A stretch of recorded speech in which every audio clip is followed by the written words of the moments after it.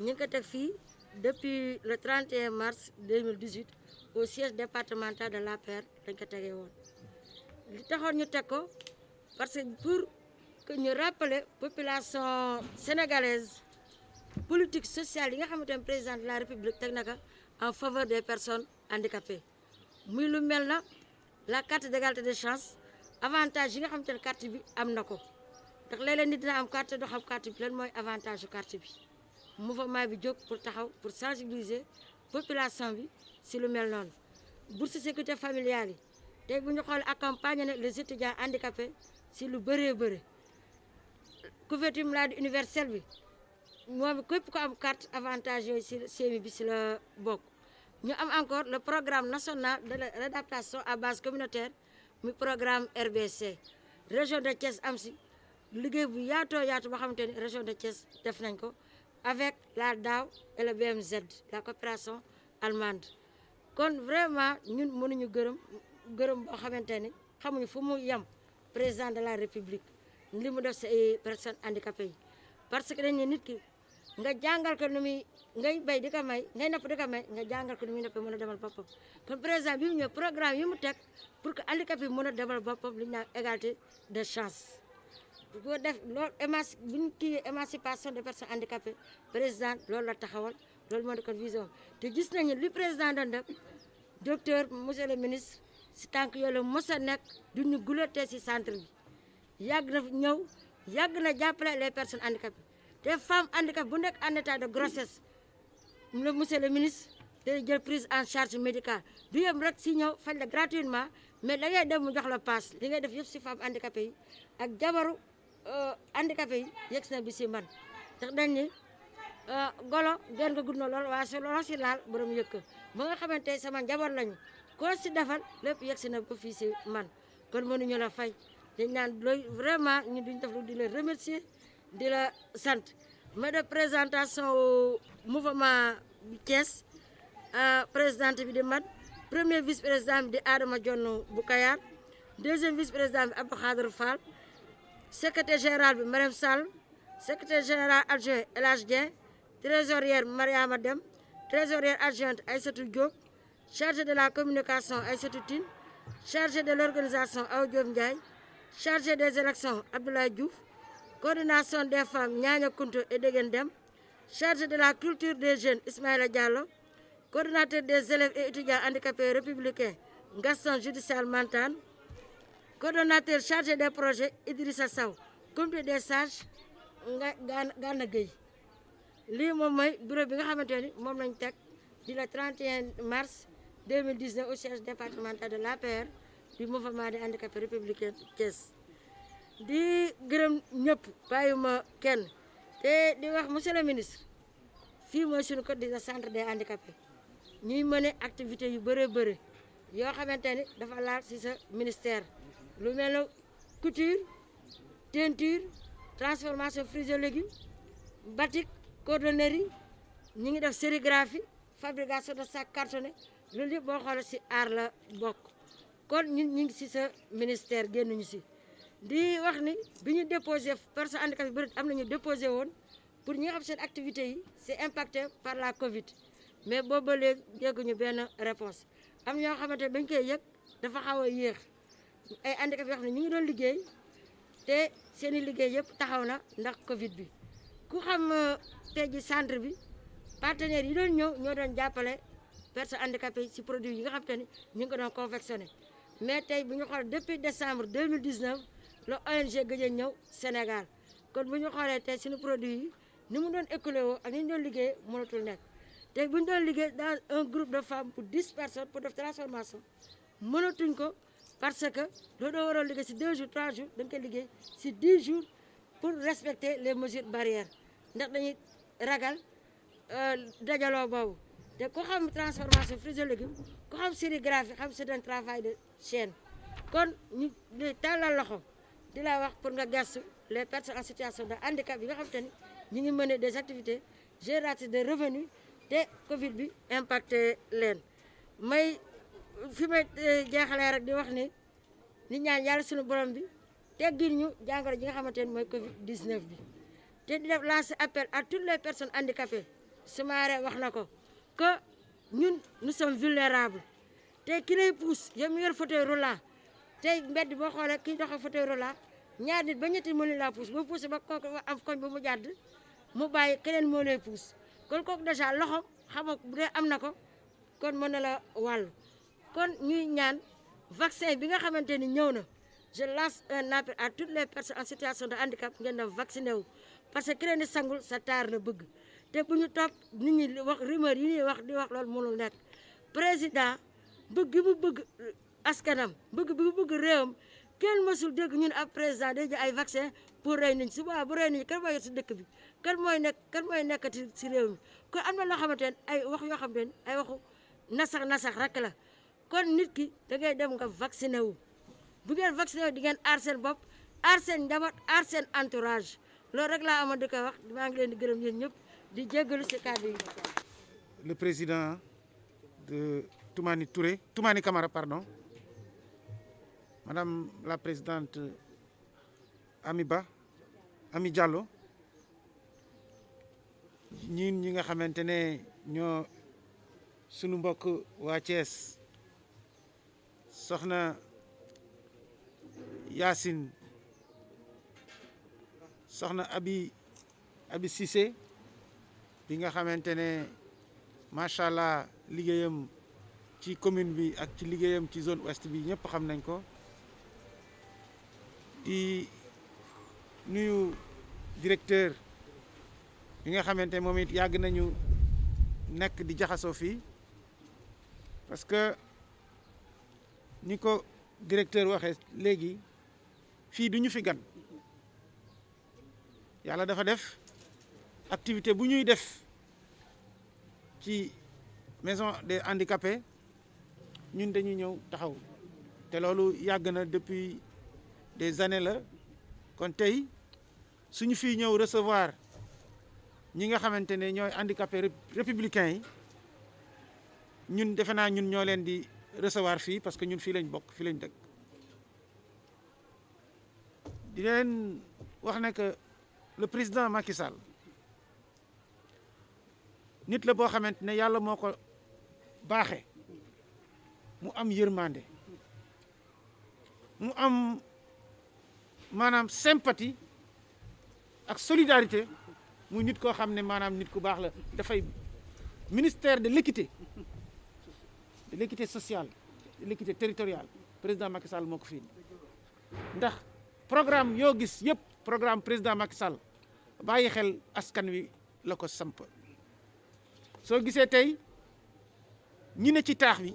bu njëkk ba ñooñ lañ daan waxal waaye léegi dañuy dem ba nga xamante ne ku fi nekk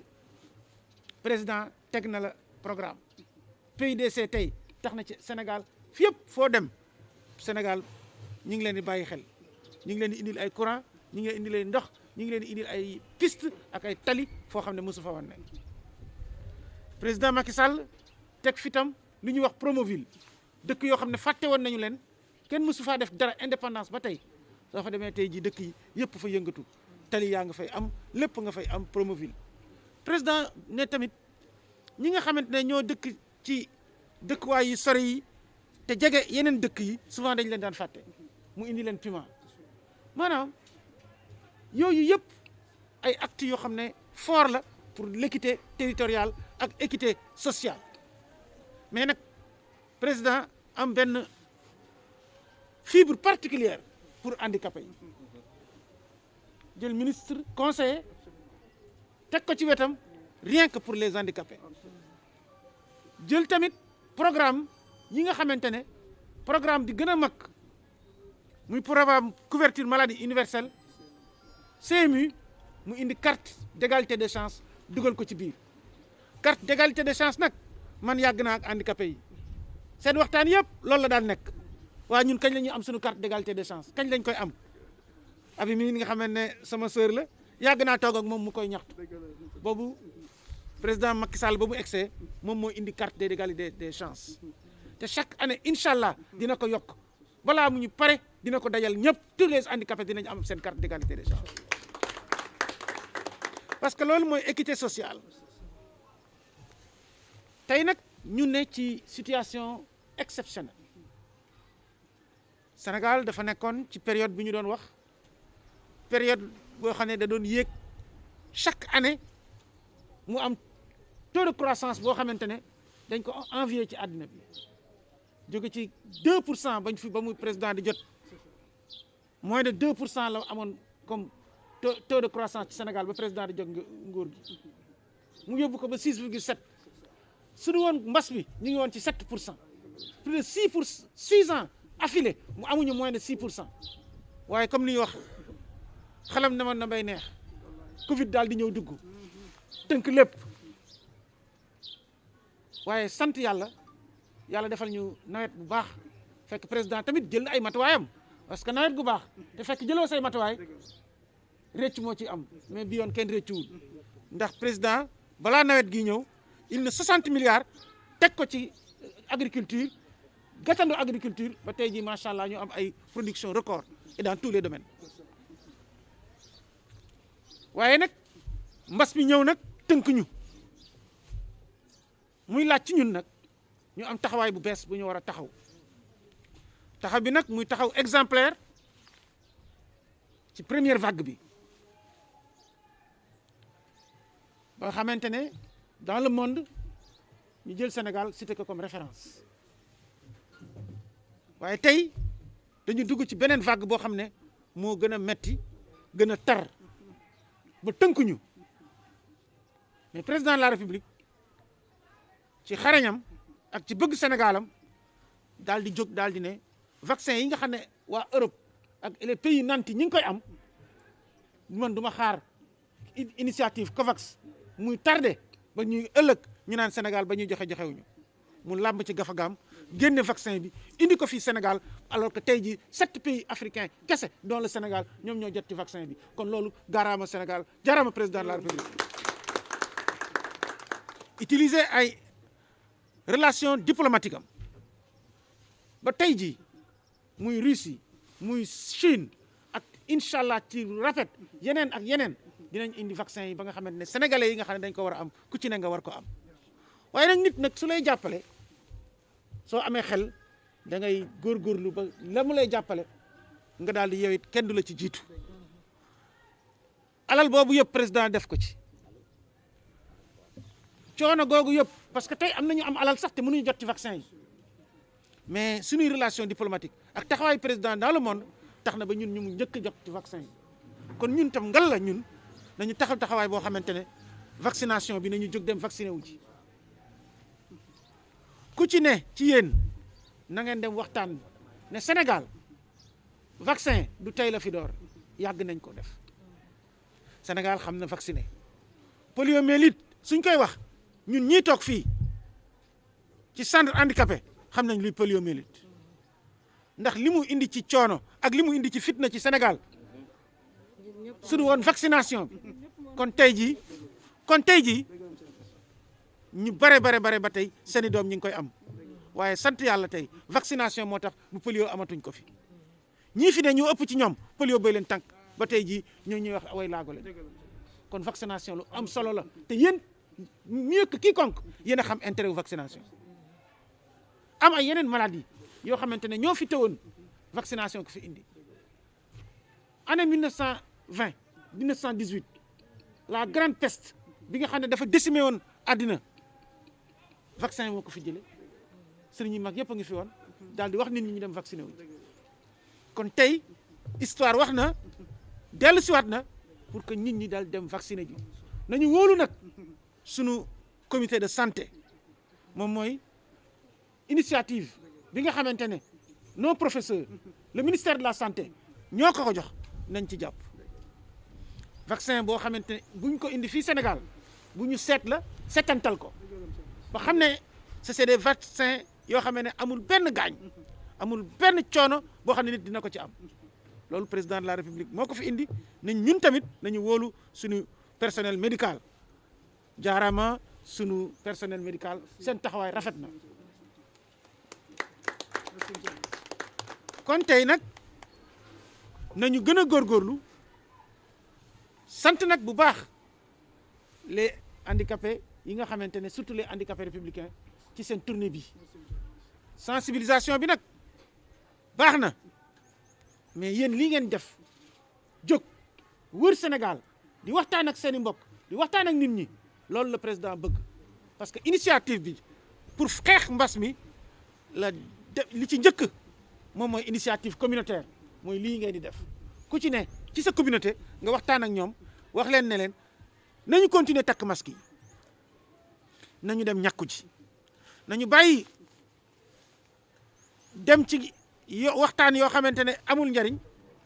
éviter nañu dandante raxasu yu bari ñëpp xam nañ ko kenn dootul xel la ci ñëpp parce que waxtaan nañ ko waxtaanaat ko na ci nit ñi gën a bàyyi xel vaccin bi tamit nit ñi dem vacciné wu ji ñu xam ne Sénégal dañu war a delluwaat ci liggéey ndax sonn nañu na ñëpp dellu siwaat ci vaccination bi pour que feebar bi dellu ci ginnaaw liggéey gi dooraat ñëpp nekkoon fi ñu nekkoon président Macky Sall li nga xamante ne moom la bëggoon ci Sénégal moom mooy li ñuy wax croissance à 2 chiffres incha allah ñu dem ba ci croissance à 2 chiffres muy mbëgte muy liggéeyu Sénégal yëpp muy opportunité pour ñëpp maa ngi sant ñëpp di leen nag waxaat ñi nga xamante ne ñooy jigéen ñi surtout am nañu seen i groupement yi ñuy liggéey ñu rafetlu ko lool yàlla yàgg ak ñoom am naa fan yi benn projet boo xam ne ñu ngi koy doxal ak DER pour financer groupement des femmes handicapées yi ñu ngi koy dox te incha allah ci lu gàtt dinañ si waxtaan ak yéen pour que yéen tamit ngeen mën see jot ndaxte président Macky Sall loolu la wax équité de chance autonomie des handicapés kooku président de la république daf koy nekk loo xam ne kéedoom la pas-pasam la kon ñun dinañ ko ci àndal ndax ñun président lañu àndal ni leen sant di leen gërëm wasalaam. informel donc maa ngi lay dalal maa ngi lay remercier ci tooyaay bi alors Yacine Ba ñu ngi lay remercier Ba ak au niveau du Kees donc avec tout staff ndax yi ma àndal jógee Dakar ñoo Kees fekkee ko donc monsieur le ministre ak tout le cabinet aussi d'abord monsieur le ministre un peu de témoignage rek parce que ñun équipe dañu àndal quoi mouvement bi di si liggéey bon parfois da ci mouvement bi dina benn xarit di coordonner moomu dans le cadre du mouvement pour ba décanter de problème yàlla def sama agent bi dafa empêchement wala fii mais dafa empêchement Cheikh Ndiaye donc mën a coordonner avec chef de cabinet vraiment wax ko vraiment programme bi doxal ci Sénégal donc concernant bas bi ci xamante ne depuis le 2 mars la commencé adduna bi mu jaaxal seen adduna bi jaaxal seen Afrique jaaxal Sénégal donc boo xoolee après le 2 mars président dafa dina am après tous les forces de la nation ñoo jàpp ci xeex bi vraiment mun na jógee fii parce que dafa jaaxal yëpp parfait ci amoon bi donc yàlla def CC di ko ensemble agent bi vraiment ndax Cheikh vraiment maa ngi koy sant à passage di ko remercier aussi monsieur le ministre da ko dénki ndax vraiment moo dirigeanté vraiment le programme d'aujourd'hui donc CC maa ngi ko dénk bu baax vraiment ku jar teel a quoi c'est un bon collaborateur aussi tous les collaborateurs aussi quoi bàyyi ma kenn ah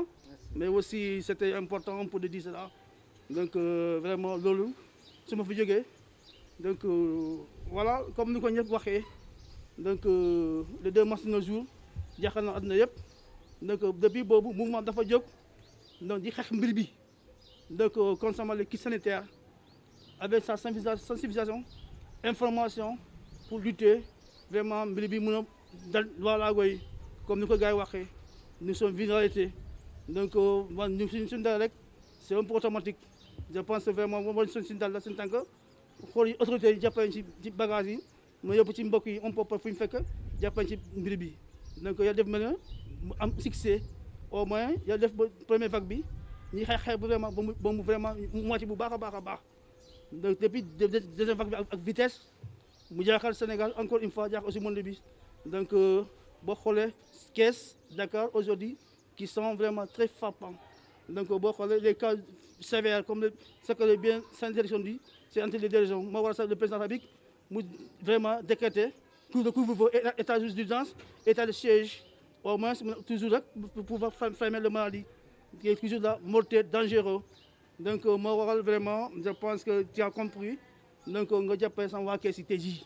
donc di la remercier donc junta ba jox ni la dimbal donc ci vraiment mesure barrière bi takk masque bi laver les mains ak des savons donc mu dimbal vraiment au moins donc vraiment mu may daal sama mbokk yu handicapé yi mais aussi la population de manière générale vraiment boobu ñu ne sant di la gërëm en tout cas at ko xam ne at bu noble la donc c'est courageux mais c'est aussi voilà xam loolu remercié nañ ci defal la ko donc taxawal foofu en tout cas ñu ngi continuer parce que commencé na depuis boobu donc deuxième vague bi mouvement démarré na ko je pense tey vraiment grâce de vraiment ton unité donc en tant que ministre mais aussi docteur je pense que vraiment ku di docteur je pense on peut sensibiliser les gens notamment les personnes vulnérabilités donc boobu vraiment ñu ngi remercier bu baax at bi nga defal tey jii donc amuñ sa fay yàlla yàlla fay en tout cas